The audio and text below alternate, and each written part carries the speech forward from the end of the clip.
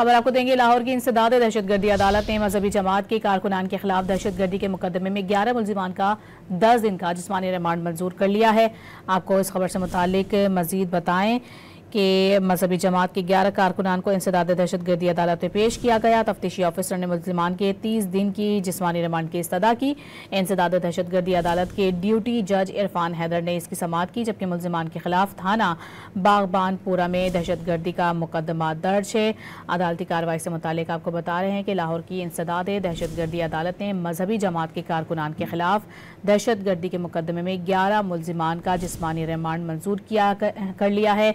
30 दिन का जिस्मानी रिमांड मांगा गया था, ताहम 11 दिन का जिस्मानी रिमांड मंजूर किया गया है। मज़ीद तफसीलात जानेंगे। डॉन न्यूज़ के नुमाइंदे राना बिलाल हमारे साथ मौजूद हैं। बिलाल, तफसीलात बताइए।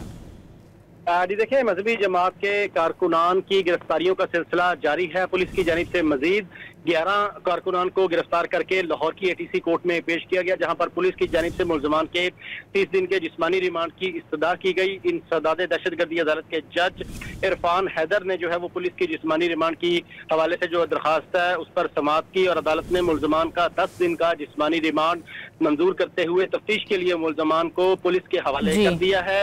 मुलजमान के खिलाफ लाहौर के थाना बागबानपुरा में दहशतगर्दी समेत दीगर दफात के तहत मुकदमा दर्ज है और मुलजमान में मोहम्मद रियाज, मोहम्मद हसन, मोहम्मद तारिक समेत 11 जो मुलजमान हैं जिन्हें आज अदालत में पेश किया गया और पुलिस की जानिब से 30 दिन के जिस्मानी रिमांड की ठीक है, तो 11 दिन का जिस्मानी रिमांड मंजूर किया गया है। बहुत शुक्रिया बिलाल आपका।